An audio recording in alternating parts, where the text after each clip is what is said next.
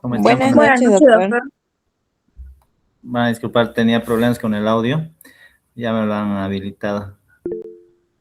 Bueno, por esta vez vamos a pasar por vía Zoom, ya, por vía virtual. Los dos temas que vamos a hablar ahora es lo que es sobre lo que es el virus de lo que es el COVID, ya, o el SARS-CoV-2.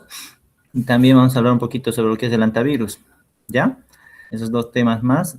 Y bueno, comentarles antes que, bueno, el examen va a ser, el primer parcial va a ser la fecha 2 de junio, horario, sí está por confirmar, pero probablemente sea de 12 a 1 de la mañana, de 1 de la tarde, pero ¿ya? Entonces, los temas de avance van a ser los que estamos ahorita, eh, hasta el tema de que terminemos, ¿no? Hasta hoy o la siguiente clase más, vamos a hablar de algún tema más, tal vez VIH, una parte, y hasta ahí va a ser el examen. A ver, voy a presentar me van a confirmar si pueden ver las diapositivas.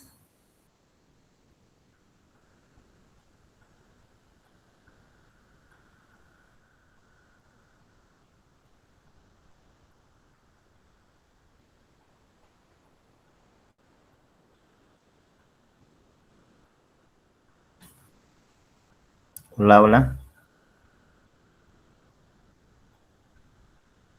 Buenas noches, doctor. ¿Se puede ver? No me sale. Ya, ya. Creo que aquí está. A ver,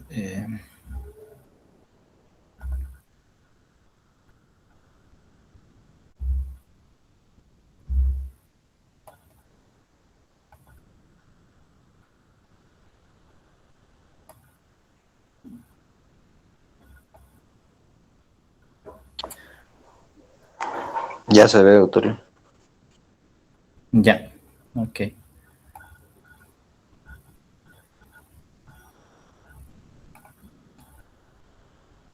Bueno, vamos a hablar siguiendo lo que es el tema de virología, ¿no?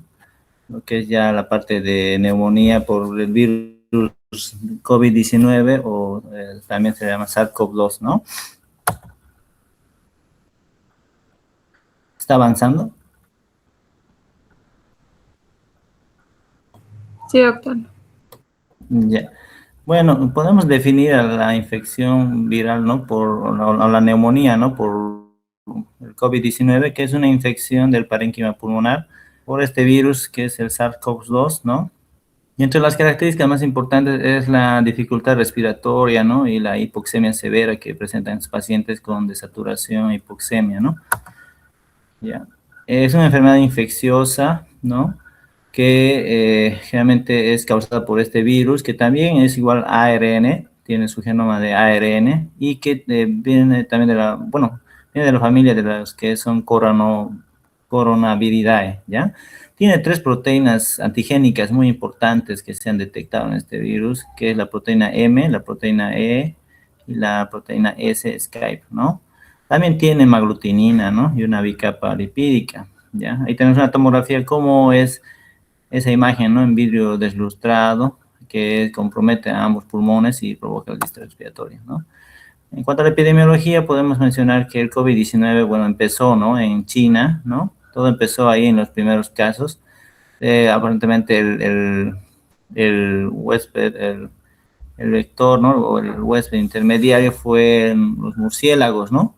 Y desde ahí empezó a transmitirse a todo el mundo, ¿no? Desde China hasta todos los que son los países de América del Norte, América del Sur, ¿no?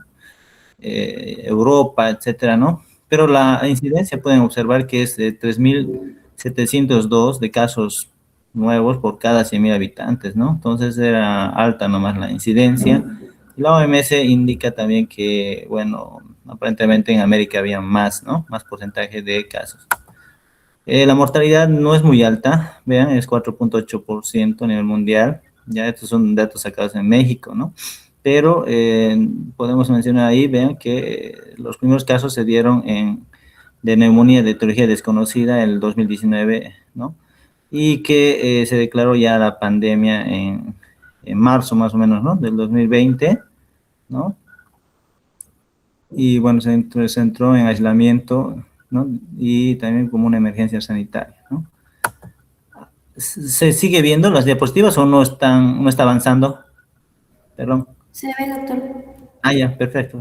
Los factores de riesgo, ¿no? Que de estos pacientes que van a producir la enfermedad, ¿no? Que se van a complicar, ¿no? Que van a tener una alta mortalidad, eh, porque como una gripe, ¿no? Es como una gripe un poquito más severa, más grave, ¿no? Que se comprometen los pulmones, pero más que todo los que van a presentar una neumonía grave son los pacientes que son mayores de 65 años, ¿ya?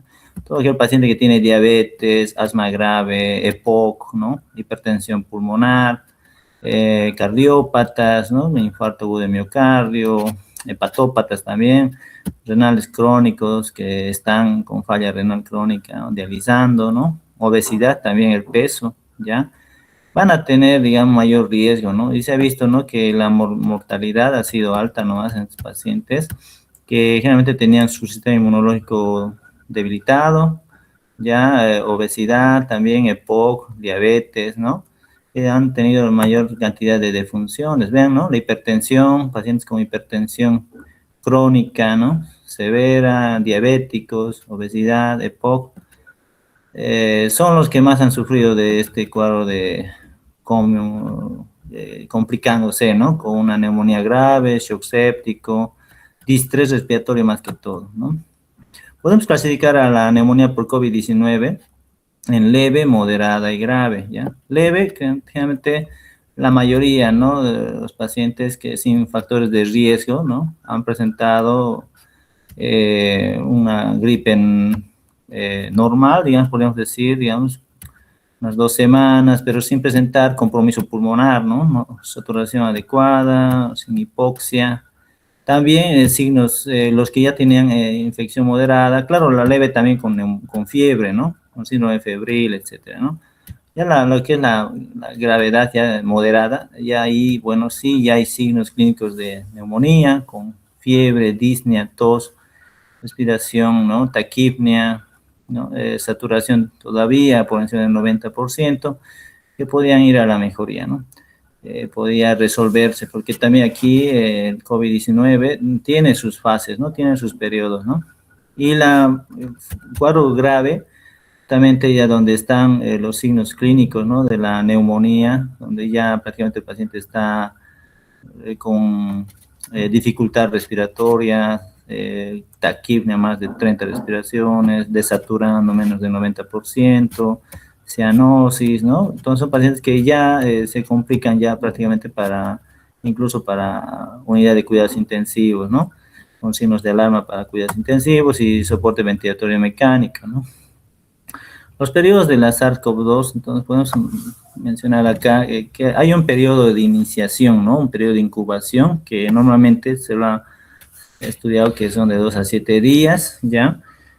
Donde el paciente, bueno, va a presentar un síndrome febril, mialgias, artralgias, puede haber tos seca, odinofagia, ¿no? Anosmia, anosmia, otros síntomas, ¿no? También de caimiento, ¿no? En general, ¿no? También ya puede pasar al segundo periodo de la fase pulmonar, donde ya el paciente ya ingresa, ¿no?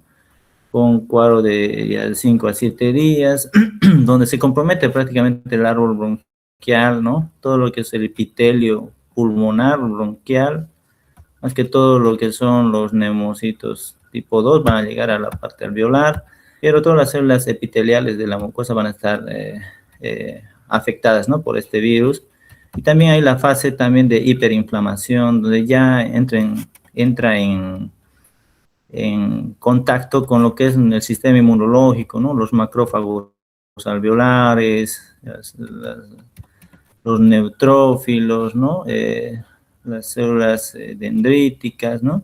Que van a provocar, bueno, una reacción inflamatoria, ¿no? Que va a ser exagerada, ¿no? Con interleuquinas, citoquinas proinflamatorias, interferón gamma, ¿no? Factores de necrosis tumoral alfa, que son quimiotáxicos que van a traer mayor cantidad de células blancas, ¿no? Al lugar de la inflamación. Y eso se puede complicar, ¿no? Ahí se puede complicar ya con un cuadro ya de lesión alveolar, pérdida de las células epiteliales y también pérdida de los nemocitos tipo 2, ¿no? Que van a ser los que van a secretar lo que es eh, lo que es, en la parte alveolar, ¿no? Va a haber una déficit de lo que es una buena hematosis, ¿no? No va a haber una buena hematosis, no va a haber un buen intercambio gaseoso y bueno, va a presentar hipoxia, ¿no? Y una alteración de la hematosis, ¿no? Algunos pueden ir a la fase de convalescencia, ¿ya? Es decir, que van a superar este cuadro de inflamación y, bueno, toda esta fase de hiperinflamación es más o menos aproximadamente unos 10 días, ¿no? Aquí podemos observar cómo ingresa, digamos, el virus, ¿no? De la SARS-CoV-2 con su proteína S Skype que se une a su receptor, ¿no? Y eventualmente va a afectar al nemocito tipo 2, ¿no? Y que va a introducir su ARN y las proteínas más que empieza a transcribir en el núcleo, ¿no? Se hace la transcripción del ADN y ahí empieza, digamos, la presencia del ARN mensajero para que se mande la señalización para que los ribosomas puedan eventualmente empezar a replicar las proteínas del virus, ¿no? Que les dije, ¿no? La proteína S, la proteína M, la proteína E, se va a multiplicar y este periodo es en la primera semana donde empieza a invadir a todas las células epiteliales de la tráquea, los bronquios e incluso los alveolos, ¿no? Entonces ahí es donde va a empezar a formar su maquinaria citoplasmática, las proteínas del virus y va a empezar a producirse lo que es un nuevo virus, ¿no? Un nuevo virus con su envoltura y como entró por endocitosis, sale por exocitosis, ¿ya? Bueno, aquí también habla de lo que es la diseminación que se da o la manera de contagio, ¿no? Se da de tres maneras, ¿no? ¿Cómo se contagia el paciente? Mediante las gotitas de Fluger, ¿no? Que tiene más de 5 micras, ¿ya? Al toser, al estornudar, puede alcanzar hasta 4 metros de distancia alrededor, ¿no? Y los aerosoles también, igual el estornudo, ¿no? Que tiene igualmente menos de 5 micras también, y por contacto por fómites, ¿no? Que eran en menor frecuencia, ¿no? Que también se puede contagiar, ¿no? Se puede diseminar el virus. Entonces aquí podemos ver en la fisiopatología de lo que es el virus de la SARS-CoV-2 o el COVID-19, que todo empieza lo que es en la vía respiratoria alta, ¿no? La nariz, las fosas nasales, la orofaringe. Va a empezar a ingresar lo que es este virus, ¿no? Mediante las gotitas de fluye más que todo, ¿ya? La tos, ¿no? Y que va a empezar a diseminarse a la tráquea, a los bronquios, ¿no? Y va a llegar después a los bronquiolos, ¿no? A los bronquiolos, va a llegar a lo que es también lo que es los alveolos, va a haber un alveolo comprometido, infectado, ¿no? Que generalmente en los alveolos están las células, los nemocitos tipo 2, ¿no? Que son las células pulmonares, que es donde se genera lo que es la hematosis, ¿no? Entonces es ahí donde va a haber una infección de estos nemocitos tipo 2, ¿no? Y las sustancias surfactantes, me estaba olvidando de eso, que son los que van a secretar, ¿no? La sustancia surfactante que evita el colapso alveolar, ¿no? Entonces es ahí donde va a haber pérdida de esta surfactante y va a haber compromiso, ¿no? De un alveolo que se va a colapsar, como se ve ahí, un alveolo infectado, con secreción mucosa, inflamatoria, células también. Las células de los macrófagos alveolares también van a estar ahí, tratando de fagocitar las células enfermas, ¿no? Entonces va a haber acumulación de virus, acumulación de células blancas, y todas esas células van a estar contenidas ahí en el alveolo, que va a evitar esto la hematosis, ¿no? Va a evitar que la membrana respiratoria pueda realizar una adecuada intercambio gaseoso, ¿no? Entre el CO2 y el oxígeno, ¿no? Y eso va a ser progresivo, ¿no? Entre ya la parte de la fase pulmonar, ¿no? Que les dije que era de 5 a 7 días también. Entonces aquí tenemos como la neumonía por SARS-CoV-2 va a ingresar, ¿no? Dentro de la célula epitelial, dentro de lo que es el neumocito, mediante su proteína S-Skype, ¿no? Por endocitosis, ¿no? Ingresa, ¿no? Se une, ¿no? Ingresa para que se produzca lo que es la liberación de su genoma viral, ¿no? Que es ARN, y se va a hacer la traducción de la proteína de la polimerasa del virus, ¿no?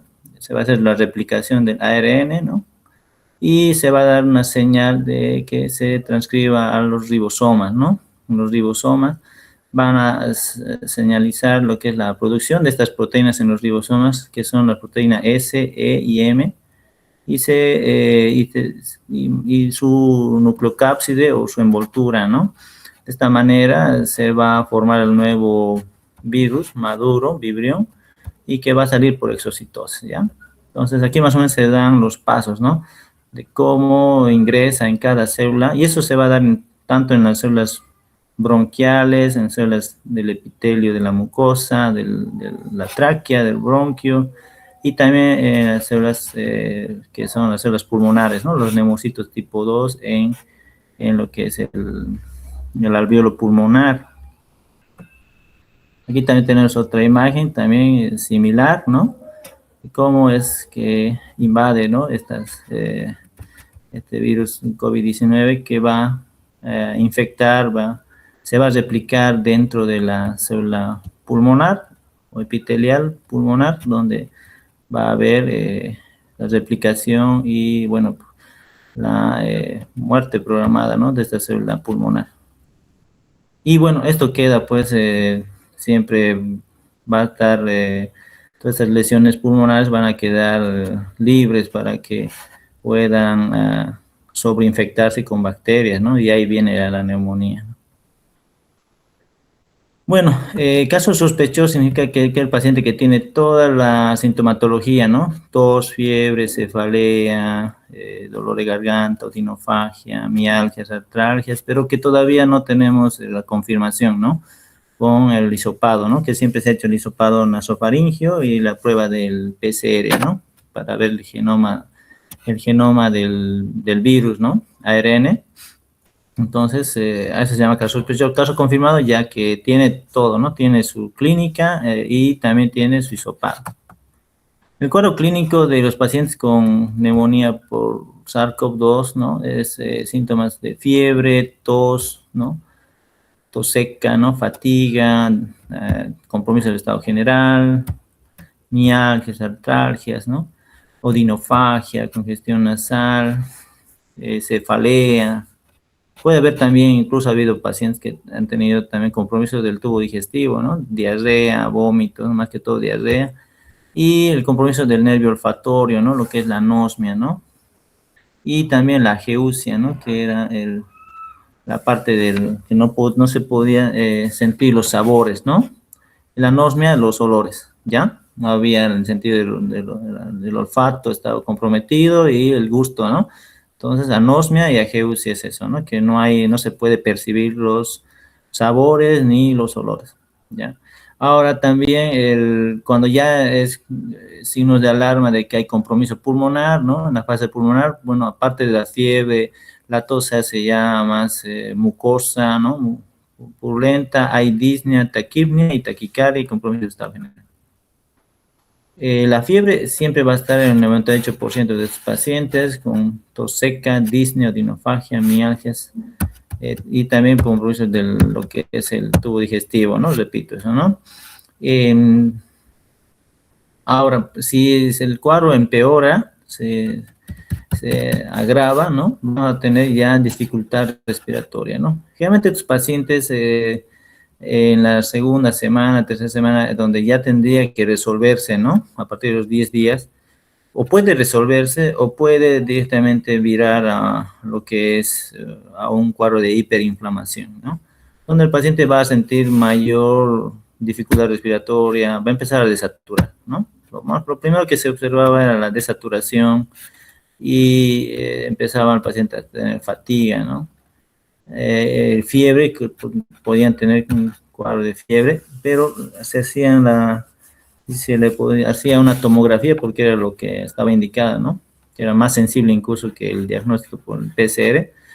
Se podía hacer una tomografía donde se observaba ya un 15%, un 30% del pulmón, ¿no? Afectado, en donde ya una gasometría podríamos indicar que esté una PAFI menos de 300, ¿no? ¿Qué es la PAFI? Es netamente lo que es el índice de oxigenación, ¿no? Entre la presión arterial de oxígeno, ¿no? Y la FiO2, la fracción inspiratoria de oxígeno, que normalmente es de mayor a 400, ¿no? Entonces los pacientes empezaban a tener dificultad respiratoria con un distrés respiratorio leve, moderado, y los infiltrados pulmonares ya podíamos observarlo en la tomografía.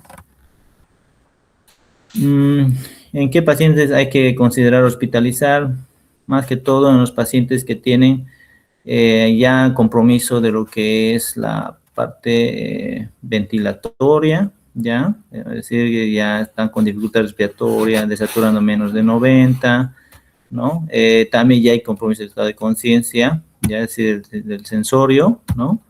Y también el que puede haber ya datos de taquiarritmia, hipotensión, o tal vez falla renal. ¿Qué se llama eso? Falla orgánica, ¿no? O disfunción orgánica de momento, ¿no? Entonces, esos pacientes ya hay que considerar más hospitalizar. El diagnóstico se hace netamente por la clínica, ¿no? Esa clínica que es la parte de fiebre, mialgias, artralgias, ¿no? Tos seca, ¿qué más hemos dicho? Compromiso del estado general, ¿no? Si depende de la fase pulmonar, puedes ver ya desaturación, disnea, fatiga,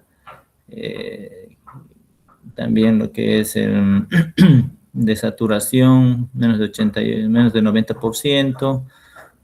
Si se le realiza una radiografía de tórax, vamos a observar, normalmente vamos a observar infiltrados intersticiales en los lóbulos inferiores.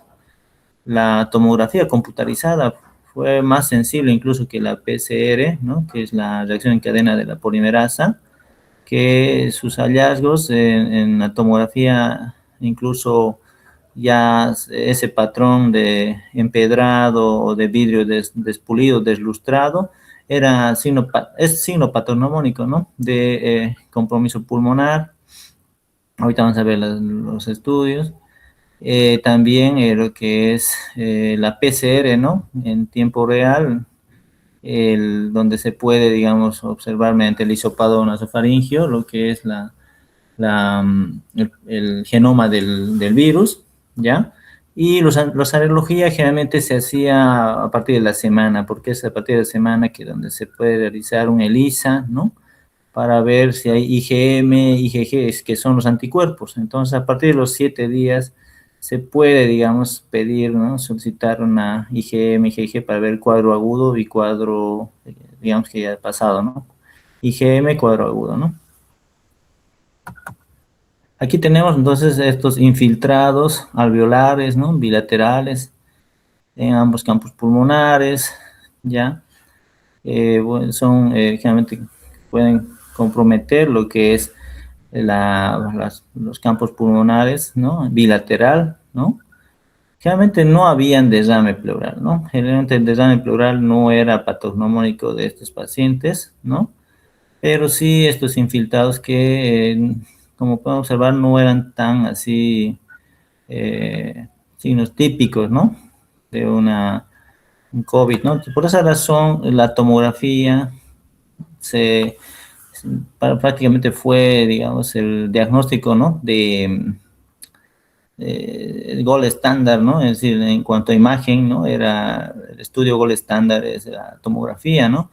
Podemos observar ahí esas pequeñas consolidaciones en la tomografía, ¿no? Que está a la mano izquierda, ¿no? Donde hay consolidaciones en el segmento bilateral, ¿no? Del lóbulo superior derecho. Después estas lesiones pueden progresar, ¿no? Como podemos observar ahí, opacidades ya en vidrio deslustrado en la parte, en la imagen, ¿no? De la tomografía, También igual si se reabsorbía, ya generalmente quedaba un tejido cicatrizal. Ahí tenemos también en la parte inferior, tenemos otras tomografías donde se observa el compromiso bilateral, ¿no?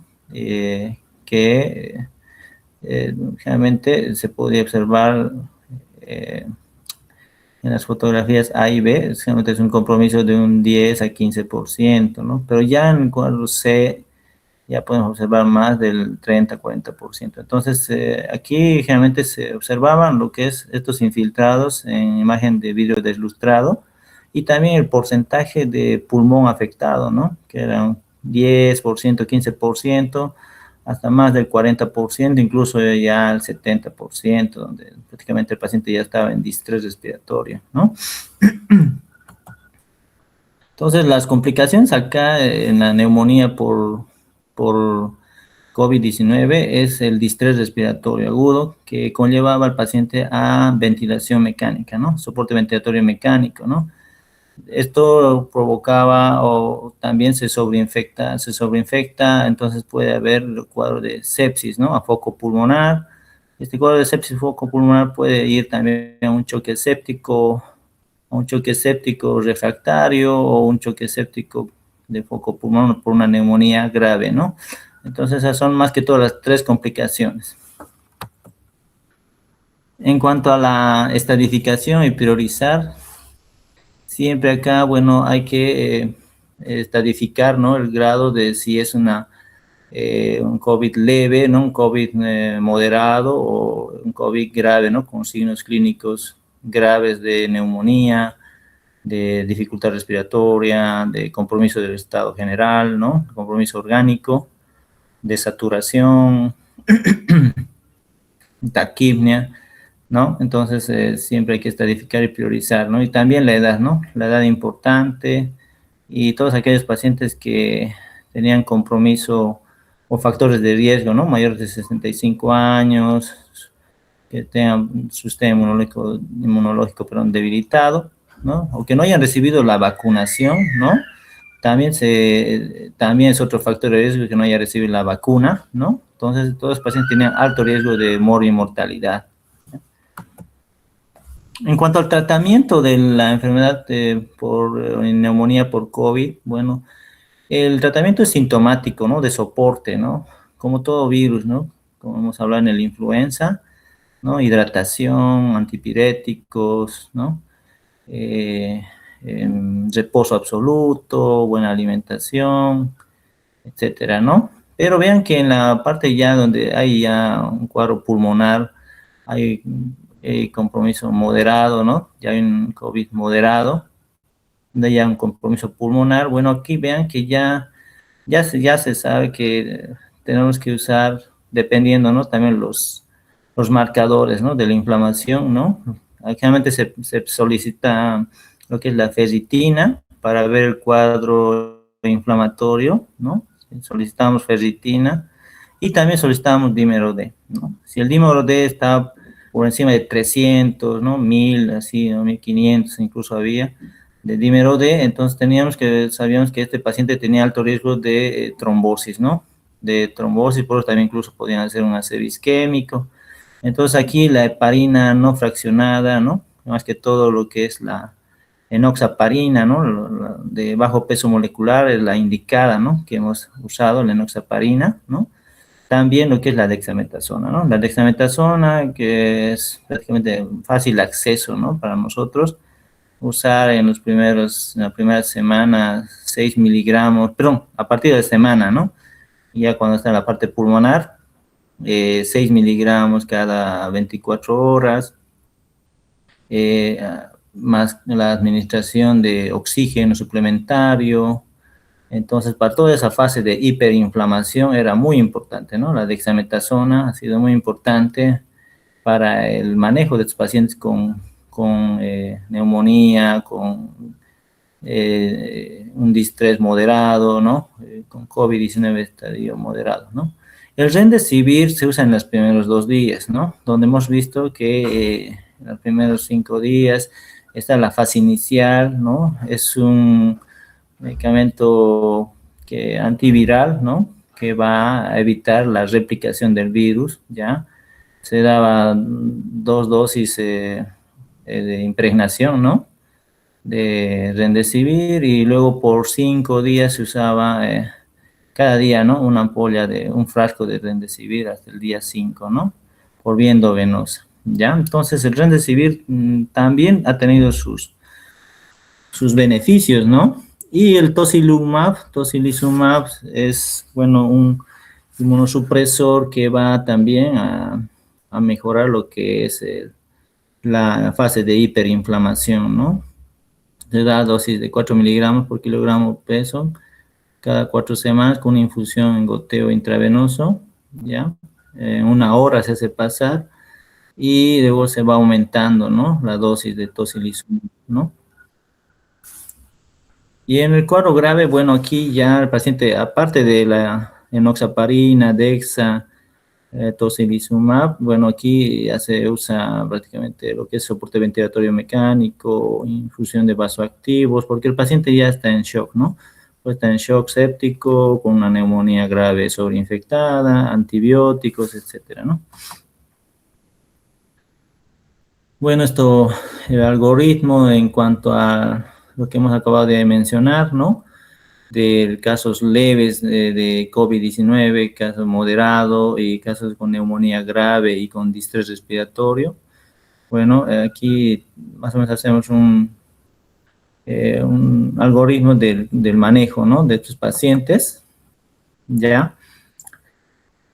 También igual es importante que conocer también acá que existen otros medicamentos también que se han usado también en que han ido saliendo, ¿no?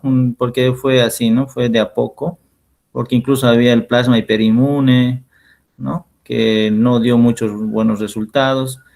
Después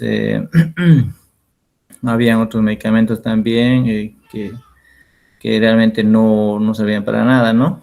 Algunos antiparasitarios, etcétera, que han salido, pero que no tenían una evidencia clínica, ¿no? Importante, ¿no? Entonces, después han aparecido lo que es el molnupiravir, lo que es el Paxlovid, ¿no? Que se pueden dar, digamos, en los primeros días, ¿ya? Como es el molnupiravir, creo que hemos tenido acá, en dosis por vía oral. Generalmente se daba a estos pacientes en COVID leve, moderado, ¿no? Generalmente por 5 días, pero en el severo ya no se da por vía oral, ¿no? El Remdesivir, como les dije, ha tenido muy buena aceptación, casi todos usaban Remdesivir, pero en algunos sí también ha habido buenos resultados, en otros nada, va a depender siempre, como les dije, de los primeros días de la replicación viral, ¿ya?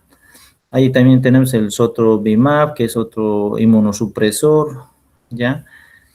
O anticuerpos monoclonales, ¿no? Entonces, ha habido muchos estudios sobre este tipo de nuevos medicamentos, ¿no? Que se han recomendado en la neumonía por SARS-CoV-2, ¿ya? En cuanto a los pacientes que tienen un COVID leve a moderado, bueno, los primeros 5 días de evolución eh, se podía dar entonces lo que es el Paxlovid, ¿no? Como les digo, repito, ¿no? Que era el nirmatrelvir, más ritonavir, ¿ya? También tenemos los que son los anticuerpos monoclonales, sotrovimab, perdón, en cuadros graves, ¿no? Si se complica con COVID ya con neumonía grave. Y los pacientes que, bueno, ya que no han sido vacunados, mayores de 60 años, diabéticos, ¿no? Hipertensos, bueno, ya prácticamente los pacientes o que tienen comorbilidades, obesidad, ¿no? Etcétera, diabetes, todos los factores de riesgo que les acabo de mencionar, ¿no? Renales crónicos, VIH, bueno, prácticamente los pacientes necesitaban ya terapia, ¿no? Terapia intensiva por ser pacientes con alto riesgo de insuficiencia respiratoria, falla multiorgánica, ¿no? Por el alto riesgo tromboembolítico, por eso les dije que dímero D y ferritina, ¿no? Es lo que se solicita para estos pacientes para ver cómo está el cuadro inflamatorio, ferritina, y cómo está el cuadro de riesgo tromboembólico, dímero D, ¿no? Entonces ahí la heparina, lo que es la enoxaparina, generalmente es lo que hemos usado, se ha usado, los corticoides, después también lo que es el tocilizumab también, ¿no? Entonces, han sido los medicamentos que generalmente se han usado. Pero ya con neumonía grave, sepsis, directamente ya no solamente eso, ¿no? Sino ya soporte ventilatorio mecánico, vasoactivos. Como algunos de ustedes hemos ido a terapia intensiva y hemos visto ahí algunos pacientes, ¿no? Que son pacientes con chikungunya, con otras enfermedades virales, pero que ya se han complicado, perdón, con neumonías, ¿no? Neumonías bacterianas, ¿no? Entonces, igual lo mismo aquí con pacientes críticos, ¿no? Con COVID-19, que ya son graves, ¿no? Que requieren soporte ventilatorio mecánico y que están sépticos, entonces se requiere ya uso de vasoactivos, van cultivarlos, conocer qué cepa es la más frecuente, ¿no? En el hospital, en terapia intensiva, en cada terapia intensiva para cubrir, ¿no? Esos factores de riesgo. Generalmente la pseudomonas aeruginosa, el estafilococo aureus, tenemos que cubrir como dos bacterias, ¿no? Gran positivas y gran negativas que son, ¿no? Propias, ¿no? De hospitales, unidades cerradas, donde se pueden complicar, ¿no? Y ahí es donde tenemos que cubrir, ¿no? Puede ser con un carbapenémico, si está séptico y está con requerimiento de vasoactivos, con tendencia al shock, ya hay que usar netamente un carbapenémico más eh, banco, ¿no? Vancomicina, ¿ya? Entonces aquí ya el manejo ya es multidisciplinario en los pacientes críticos y no solamente es pensar solamente que es un cuadro viral, ¿no? Sino que ya probablemente sea sobreinfectado por toda la fisiopatología que les acabé de mencionar, ¿no?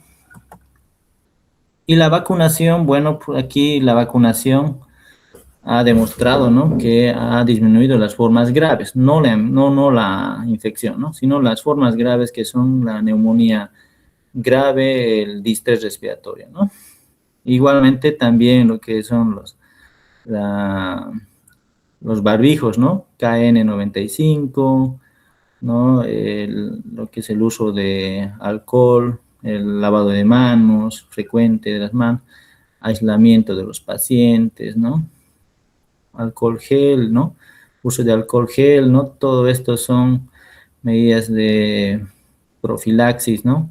Para evitar, digamos, el contagio, ¿no? Por las gotitas de fluye, por los fómites, etcétera. Y la vacunación, como les dije, bueno, ahí tenemos esquemas de vacunación. Acá, ¿no? La Pfizer, Moderna, de lo que es la parte de sus dosis, esquema de dosis, ¿no? Y también tenemos el Sputnik, ¿no? También, que se usó bastante, más que todo en el personal de salud, ¿no? AstraZeneca y la Johnson también. Entonces, aquí tenemos todo lo que son sus esquemas de dosis, sus refuerzos, ¿no? Etcétera, ¿no? Y bueno, les dejo con esto de la prevención de las vacunas.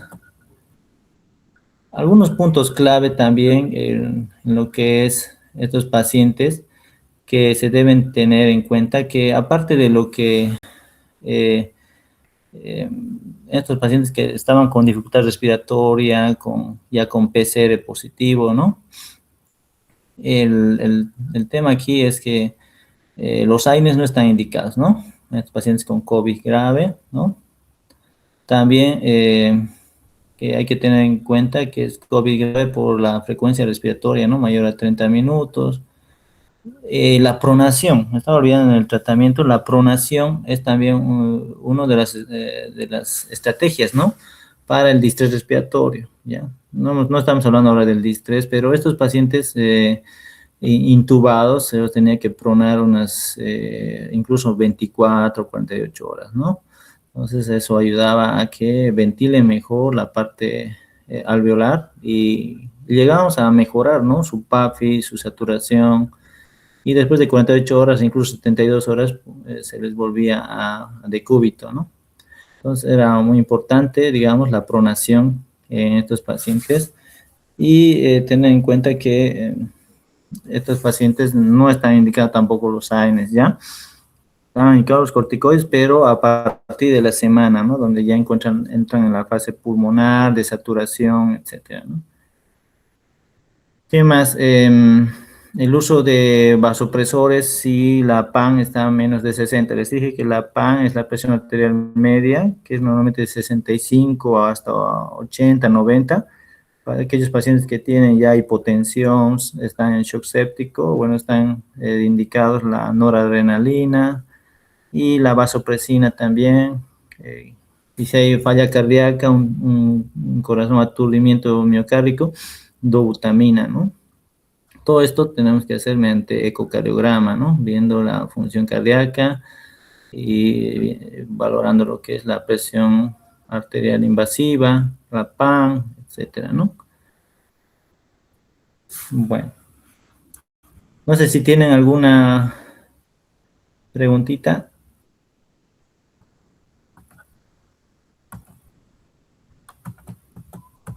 Hola, doctores.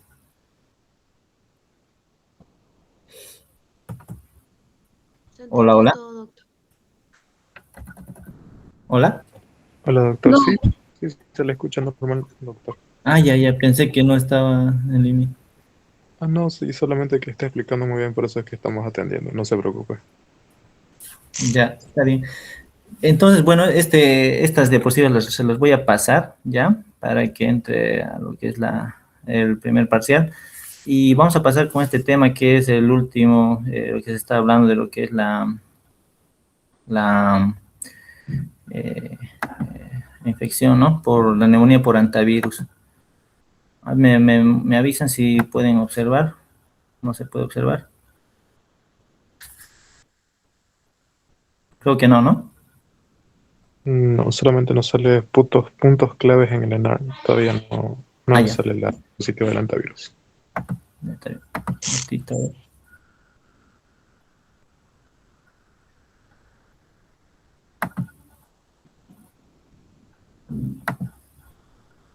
Ya.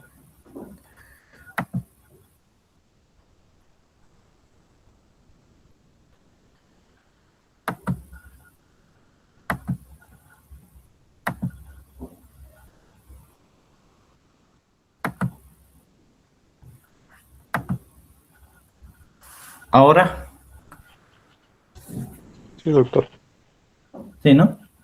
Ya. Entonces, vamos a hablar rápidamente de lo que es la neumonía, ya, por antivirus, ya, y la infección, ¿no?